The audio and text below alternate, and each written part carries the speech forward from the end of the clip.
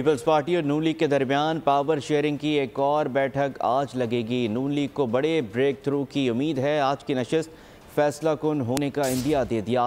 آصف زرداری نے بلاول بھٹو کو اسلام آباد بلا لیا ہے۔ مراد علی شاہ نے چیئرمین کے ہمراہ اڑان بھر لی ہے۔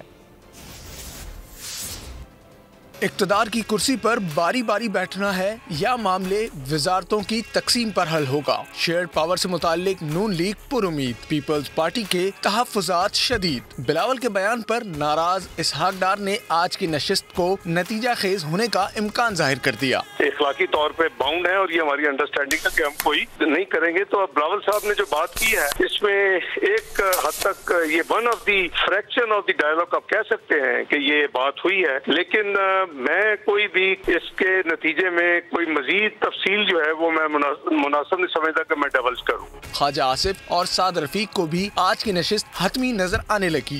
دھاندلی کے الزامات جن کے خلاف لگائے جا رہے ہیں انہی کے ساتھ جو ہے اتحاد کی اور احتجاج کی باتیں بھی ہو رہی ہیں۔ میں سمجھتا ہوں کہ عوام میں سیاسی برادری کی آگے بھی کوئی اتنی زیادہ ساکھ نہیں ہے، لیکن یہ رویے جو ہے نا ساکھ کو اور زیادہ جو ہے نا مجروح کر رہے ہیں۔ مجھے کوئی شکایت نہیں ہے الیکشن کمیشن سے بھی اور چیف الیکشن کمشنر صاحب سے بھی، ان سے کیا شکایت کروں، لیکن جو اس حلقے کے ساتھ کیا گیا وہ ناانصافی تھی۔ کہ ہم نفرت کی سیاست نہیں کریں گے۔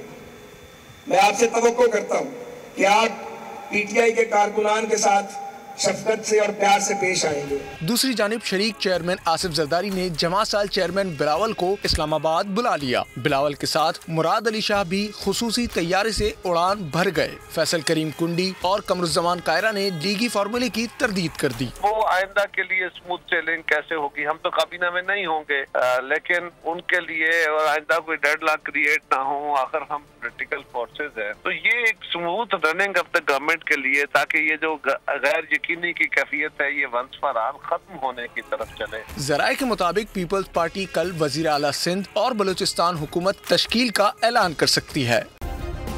سبسکرائب کریں اور بیل دبائیں تاکہ کوئی خبر رہ نہ جائے۔